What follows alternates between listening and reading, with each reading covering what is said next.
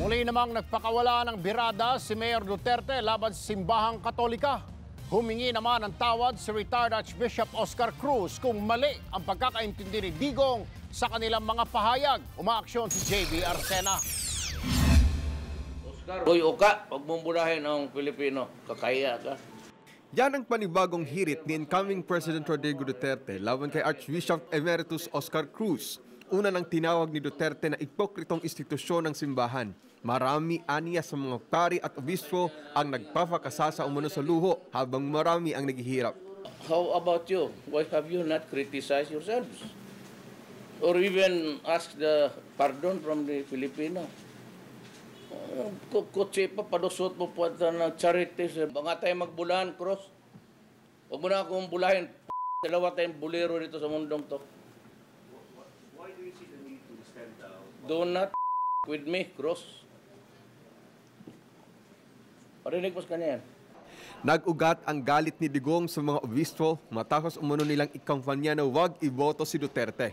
Kabobo naman kasi itong Katoliko.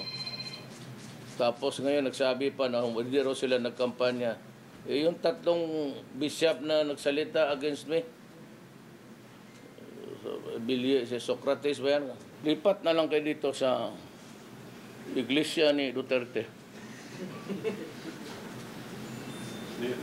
Marami tayong santo dito, santo.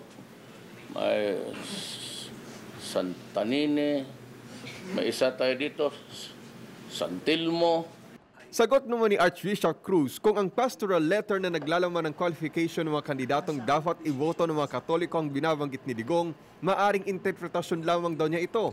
Pero nagsorry si Archbishop Cruz kung tinamaan daw si Digong. Kung akala niya ay mali ang sinabi ko at laban sa kanya, humingi ako ng tawad. It's for everybody. Ang problema nga, yung kanya yata ang sarili nakita niya roon.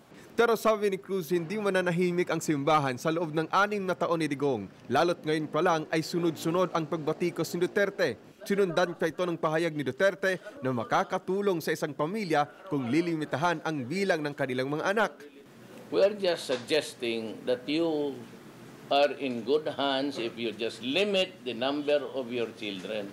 Buti sana kung magbigay ang Katoliko ng honorarium.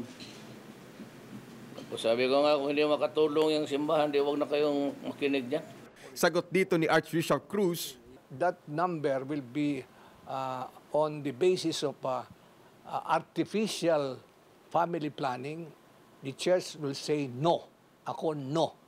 Yung may inumin, may gagamutin, may guguntingin, etc. etc. No.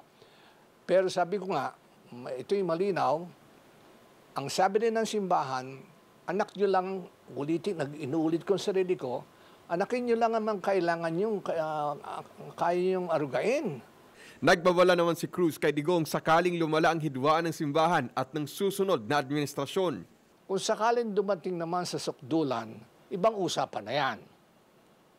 Magsasabi na ako ng alam ko talaga. At ang alam ko ay mga nakasulat.